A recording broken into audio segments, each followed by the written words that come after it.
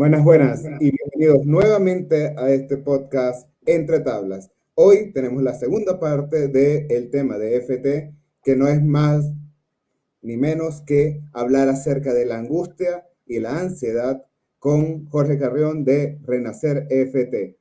Bienvenido, Jorge. Hola, muchas gracias Salvador, muchas gracias Gus por esta Diego. invitación y ser parte de este maravilloso proyecto. Qué bueno, Jorge. Bueno, antes de hablar acerca de todo esto que conlleva la ansiedad, la angustia, los tipos de angustia, cómo se presenta, primero queremos saber acerca de ti. Sabemos que eres psicólogo clínico, coach, pero queremos saber mucho de cómo adentrarnos en este tema. Hoy, mira, siempre parto de la misma forma. Primero que nada, soy Jorge, felizmente casado, una relación maravillosa. Todavía siento mariposas en mi estómago y eso no me voy a cansar nunca de decirlo, con hijos realmente increíbles. Y la psicología, la terapia, el coach, es simplemente una herramienta. Y esta herramienta me ha permitido ser yo mismo a partir de esto.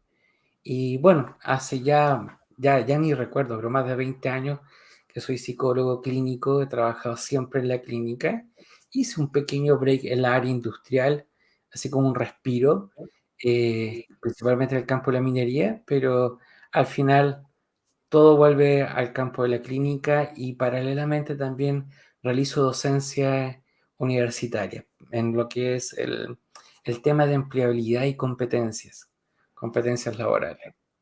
Excelente, wow, ese tema es un tema, Es Lo un dejamos tema. en paréntesis para otra conversación, por favor, ese porque si tema no es un tema. nos vamos a ir a otro tema.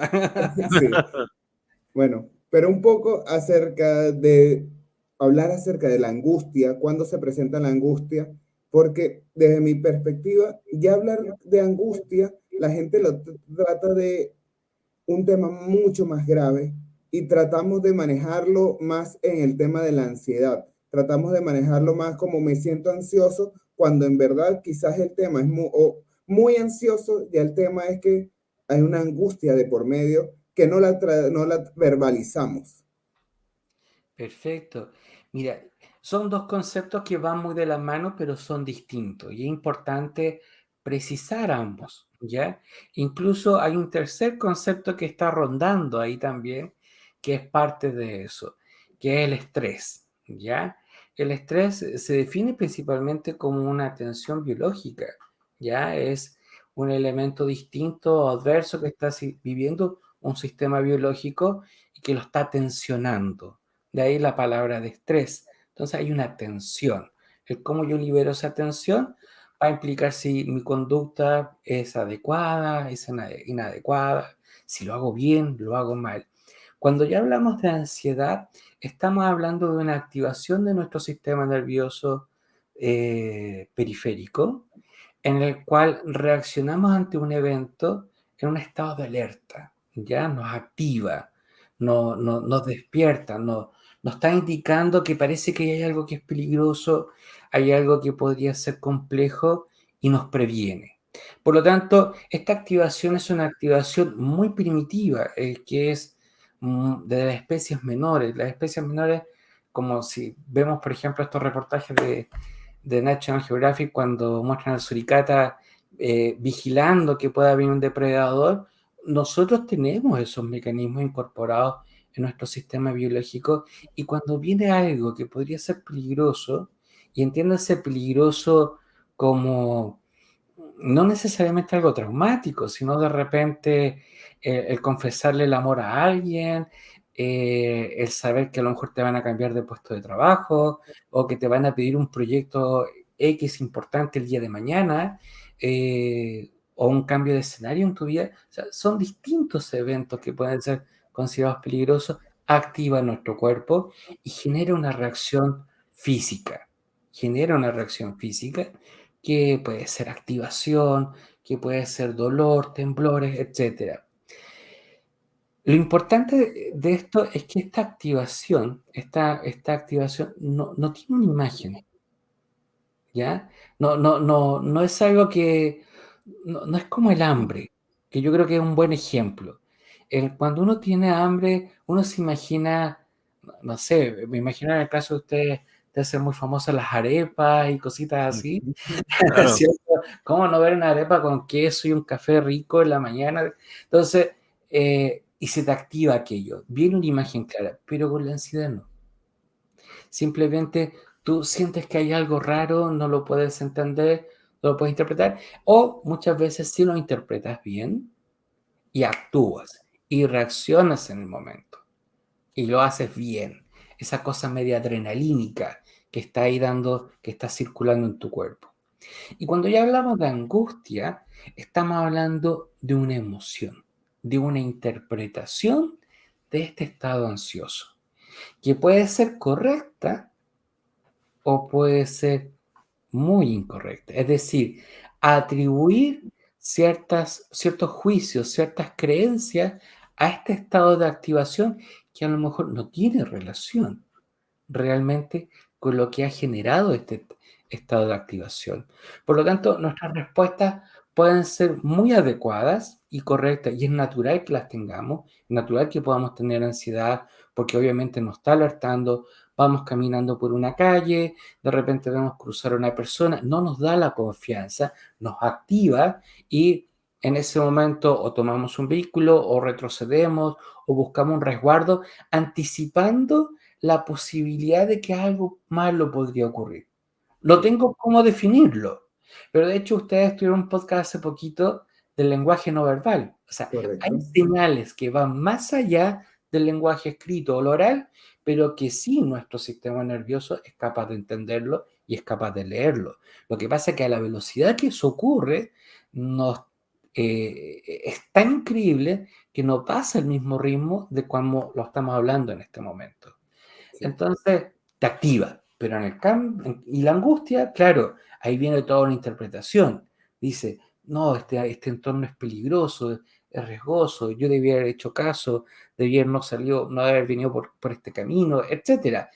Mi mamá tenía razón, mi papá, etcétera. Ahí ya viene el juicio, la valoración, la creencia, las señales que nosotros atribuimos a ese evento. Ahora, cuando esto ya se hace invalidante, cuando simplemente ya te supera, ya estamos hablando claramente de una enfermedad, porque ya tú no entiendes qué es lo que te está activando, porque ya son muchos eventos que te están activando. No sé si paro ahí un ratito porque me imagino no, no, no. que hay preguntas. Realmente aquí estamos escuchándote y yo realmente me reflejo con lo que tú estás diciendo. Eh, Estaba comentando anteriormente que hay una película de Pixar que yo considero que es muy buena, que es Inside Out o Intensamente, donde están 5 emociones principales manejando en los tableros del cerebro. Está alegría, tristeza, furia, desagrado y finalmente miedo. Y yo siempre digo que mi tablero lo maneja el miedo, pero lo maneja el miedo no porque tengo miedo constantemente, sino lo manejo el miedo porque constantemente estoy evaluando los futuros riesgos, constantemente estoy viendo qué podría pasar y mucho de eso también por mi profesión o los gustos, me gusta mucho la montaña y tengo que estar evaluando los posibles riesgos que va a existir o lo que puede haber si temperatura, ambiente, clima, pero todo esto conlleva a que posiblemente un estado de ansiedad nos genera esa situación de reponernos o prevenirnos del riesgo futuro. Y es algo que es el instinto animal que no desarrollado de otra forma. Entonces, entiendo que mucho del tratamiento de esto que tú realizas a nivel de ansiedad y de angustia es para transformar estos eventos o este sexto sentido, no sé si podríamos llamarlo así, en prevención. No, corrígeme si me equivoco. No, sumamente interesante como tú lo planteas, Salvador. Eh, Porque van muy de la mano, efectivamente. Y de hecho, me recordaste un poquito cuando hacía clase hace mucho tiempo atrás en este tema. Y efectivamente yo lo interpretaba como el sexto sentido. Hoy en día yo lo veo como, no el sexto sentido, sino como el recurso base de tu vida. Nosotros principalmente somos seres emocionales, somos seres emotivos que a lo largo de la historia se ha ido enquistando el concepto de la razón. Y llegó un momento en que la razón lo era todo. Y eso fue hasta aproximadamente la década del 60, hasta el nuevo cambio paradigmático en que hoy en día se reconoce que tu mundo emotivo es la gran madre sabia. Te lo puedo plantear de la siguiente manera. Imagínate una hoja cuadriculada y de esa hoja cuadriculada, una pequeña fracción del último cuadradito de tu hoja cuadriculada es el tiempo en que está presente el lenguaje en la historia de la humanidad. Todos los demás cuadritos que están ahí en blanco, incluso tú puedes hacer el ejercicio de achurar o ennegrecer esa pequeña fracción de cuadrito, pero todos los demás cuadrados es emoción. Y la razón solamente empieza a figurar en ese en esa última fracción de cuadradito. Por lo tanto, la razón en realidad está al servicio del mundo emocional, no opacando el mundo emocional. O Y sea que aquí lo que como conlleva es que somos seres emocionales más que racionales. la razón es nuestro vehículo, es nuestro canal, es el software, es la herramienta que tenemos nosotros para poder conectarnos. Es este vehículo que ustedes dos están empleando para hacer este servicio de streaming, pero no es el fin, no nos Claro. define en ningún sentido. Entonces, ¿qué es lo que pasa? En base a lo que tú me comentabas del miedo y justamente de este personaje, cuando somos niños, o sea, es cosa de remontar a nuestra niñez. Muchas veces nosotros habremos dicho, yo no sé qué nervios tenían nuestros padres, porque yo era sumamente aventurero, sumamente arriesgado, de repente estaba subido en el techo de una casa, a mí me encantaba subirme a todos los techos habido y por haber, entonces, y mi madre ahí desesperada de cómo subía ese techo, y tú no te accidentabas, o sea, y si te accidentabas, en realidad la cantidad de cosas que uno hacía era muy poco. Porque cuando éramos niños teníamos una comunicación directa con ese miedo, con esa activación ansiosa y de leerlo adecuadamente. Y lo sabíamos interpretar bien. Pero cuando empezamos a crecer y empezamos a conectarnos con el mundo de la razón, nos olvidamos un poquito de ese miedo y nos conectamos con el mundo de la lógica. La lógica sin emoción es simplemente una justificación. Entonces, cuando ocurre esa desconexión, lo que pasa es que hay muchos miedos que no lograste interpretar en el momento adecuado. ¿Y qué es lo que pasa con la ansiedad? Yo le digo, la ansiedad lamentablemente es un pendrive de muy poca capacidad. ¿Qué significa eso? Es como tener pendrive no sé, yo me acuerdo, mis primeros pendrive eran de 64 kilos, de una cosa chiquita, algo impensable en la vida de hoy. ¿Qué te quiero decir con eso? Que hay muy poca memoria. Entonces, lo que te generó realmente miedo, lo que te inhabilitó como persona, como ser humano, quizás cuando ocurrió, ya esa información está borrada. Lo que se hace es que se va activando que en cada momento de una manera refleja, pero tú no logras precisar por qué surge ese miedo nuevamente, por qué se apoderó de ti una vez más. Claro. Entonces, Y tú dices, esto viene mucho con lo que habíamos hablado anteriormente, traumas infantiles, eventos, sucesos o hasta posiblemente un momento de shock que podría ocasionar este miedo. Como exacto, que estabas caminando por la calle y te habló alguien que no lo esperabas y en ese momento como que sobresalta un poco la emoción del pecho. A eso, Pero, disculpe, a eso quería llegar yo. Hay algo que me llama la atención la palabra cuando es invalidante. ¿Cómo podríamos de alguna manera detectar eso cuando ya esto te ha pasado un poco de lo normal, ¿no? ¿Y qué síntomas podrían? Bueno, puede afectar tanto en el campo familiar, emocional, relacional, pero a veces llega con una potencia tan fuerte, con agitación en el pecho, con sensaciones de que algo malo está ocurriendo, o incluso tener la vivencia real de que estás muriendo. Y es real, no es una evidencia falsa, y lo vives como algo ajeno, como que algo se apodera de ti y simplemente tú no lo puedes resistir. Tu respiración se acorta muchísimo, te cuesta conectarte, te cuesta dar una respuesta, no logras entender la lógica del por qué respondes de esa manera en ese momento preciso cuando en realidad no había nada amenazante. Y quizá aquí yo puedo conectar por qué mi pasión con el tema. Yo recuerdo, a uno como terapeuta siempre le llegan como casos especiales y como que se van repitiendo en la vida. En mi caso, los casos que más me llegan son de angustia, son en esta línea. A otro terapeuta le pueden llegar temas de infidelidad, a otro tema puede ser traumas más infantiles, pero en mi caso me llega principalmente esto.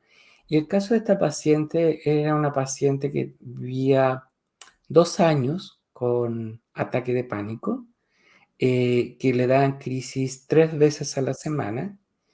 Estas crisis, todas acompañadas de pecho en el dolor, pérdida, agitación en la respiración, sensación de muerte, y durante esos 2 años pasaba en urgencia y estaba con medicamentación, y de hecho ya el trato en el último tiempo ya no era el mejor en el servicio hospitalario, porque ya viene nuevamente ese personaje con esta sintomatología, y eso es lo más terrible. Desde lo social es muy juzgado, muy criticado. O sea, ¿cómo no vas a poder controlar la angustia?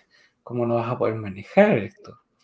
Y ella está. Incluso laboralmente siempre te dicen que pueda manejar el estrés como si fuera una condición realmente como, ¿cómo decirlo? Básica, una habilidad nativa del ser Bueno, humano. Porque agrego, tú lo- en la universidad, cuando a uno le metían mucha presión era complejo, sobre todo cuando estaba estudiando ingeniería, los profesores nos decían, nadie se muere por estudiar. O sea, como decir, ¿qué angustia hablan ustedes? Algo así. Claro. Ese es como Y, lo que nos decían. y creo que es muy claro, te fijas cómo al final conectamos nuevamente con el mundo de la razón. Y sí hay cierto perfil de persona que es más común que esto le ocurra, ¿ya? Generalmente hay un patrón de personalidad que está asociado a hijos que vivieron principalmente solos porque los papás eh, trabajaban ambos o habían distintas funciones, por lo tanto tuvieron que ser muy autovalentes a muy pequeña edad y sin necesidad de que haya grandes conflictos, simplemente por cosas de la vida le tocó tomar un liderazgo importante en su vida y arreglárselas muchas cosas solo. Y, pero acá hay una clave que es como esencial en este patrón, y es que cuando necesitaba esta persona sentirse escuchada, valorada, no había alguien, no No había había nadie nadie. para escucharlo.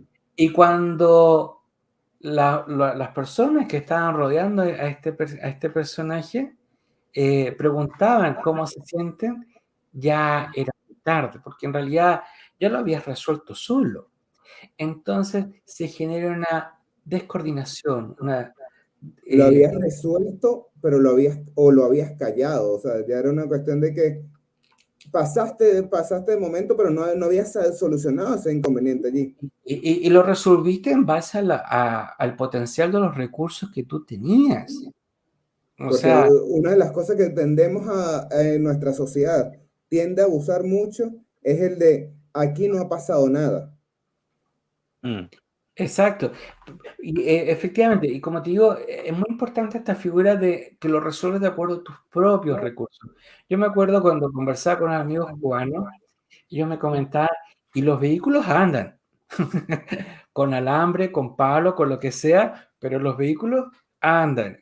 Claro, tú ves esas soluciones, por ejemplo, en nuestro país, no, ese vehículo simplemente no puede circular, ¿te fijas? Por todos los riesgos que eso implica.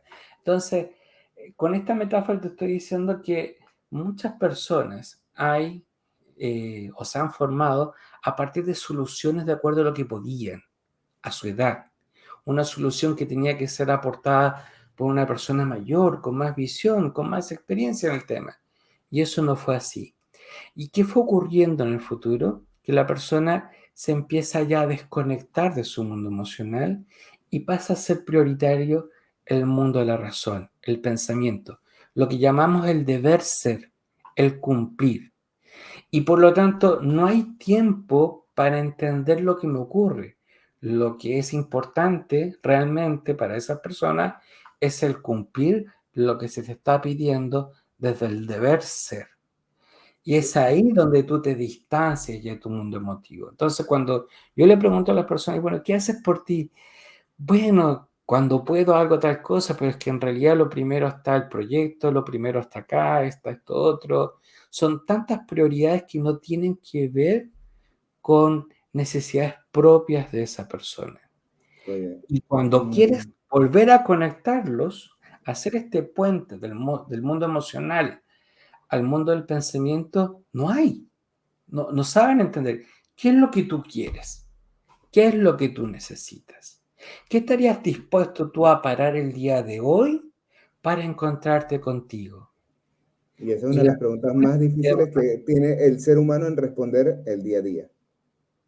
¿Te fijas? Pero no tiene respuesta, no sabe cómo. Jorge, y a nivel de FT, que es la base de este tema también, ¿cómo se pueden tratar o resolver estos conflictos de angustia, ansiedad? No sé si llamarlo conflicto o estados o, o Cuando la el angustia ya es declarada, ya es invalidante, es un trastorno. Es un trastorno. trastorno. Ya es un trastorno. Eh, Desde el FT, la particularidad que tiene es la velocidad del tratamiento y principalmente de darle voz, ¿ya? A lo que tú estás sintiendo. Entonces, si bien la persona no tiene la claridad del por qué está así, a medida que va reconociendo lo que está sintiendo a nivel del cuerpo o a nivel de sus emociones, empieza a llegar a aquello que en algún momento le afectó. O incluso a lo mejor ni siquiera llega, pero se empieza a dar cuenta de por qué se activa, de por qué ocurre eso. El tapping, una de las maravillas que tiene, es que trabaja a nivel de imágenes. Cuando me refiero a imágenes, no me refiero netamente a una fotografía, puede ser Correcto. una sensación, puede ser un sonido, eh, puede ser un recuerdo olfativo, en el cual al encontrarte con ese evento que obstruye tu mundo emocional, logra liberarse de manera increíble. Puedo utilizar la siguiente figura. Imagínate una represa, estos que contienen una gran cantidad de agua para generar energía. Las imágenes traumáticas son verdaderas represas de la emoción. La emoción fluye libremente, la emoción debería fluir libremente. Es como cuando, como dice el canal Entre Tablas, cuando estamos sentados en la mesa y en ese momento o nos conectamos con la rabia, con la pena o con la alegría, o nos reímos pero de una manera increíble y a veces nos ponemos la mano acá y decimos, pero ¿cómo puede ser posible? Y pasamos todos esos estados emocionales en esa tabla. La emoción debería circular así siempre, pero estas imágenes bloquean esa emoción y ese bloqueamiento genera esa tensión. esa tensión que después ya me cuesta entender y comprender e interpretar. Y cuando tú activas a través del tapping estos puntos que son muy específicos, lo que hace a nivel del sistema límbico es justamente borrar esa imagen. Y cuando la imagen se borra, la emoción simplemente fluye. Te puedo contar un caso que no es mío, pero que creo que va a quedar clarísimo. Conocí a una, o sea, supe de una persona mujer, que le tenía fobia a los manteles blancos y no tenía idea por qué, no sabía. Y su novio le invitó un día a una cena muy elegante en un restaurante donde todo era blanco, las sillas vestidas de blanco. La pobre empezó a generar todos estos sentimientos, la tensión, la ansiedad, después ya esto fue una angustia desbordante y sabía que en ese momento le iban a pedir matrimonio y ella no pudo estar ahí a esperar ese evento porque no podía tolerar estar ahí y simplemente salió arrancando. Después de muchos intentos en proceso de psicoterapia, claro que en el caso de ella fue muy distinto, fue a través de hipnosis. Se llega a un evento donde ella tenía 3 años de edad y ella recuerda que se queda solo con su papá y para no hacer la historia larga, su papá intenta abusar de ella, pero se arrepiente. Entonces la terapeuta le dice, ¿qué sientes? Y ella dice, yo me aferro a algo con mucha fuerza. Y el terapeuta le dice, mira a qué te estás aferrando. Y cuando ella mira a qué se estaba aferrando, era Era el justamente el mantel. mantel blanco de su casa, porque ella estaba sobre la mesa de su casa. Por lo tanto, ella no iba a recordar que su papá había hecho esto, pero todo el miedo, toda esa energía, todo ese dolor se plasmó en ese símbolo que es el mantel blanco. Y de ahí que todo lo blanco le generara justamente este mismo temor.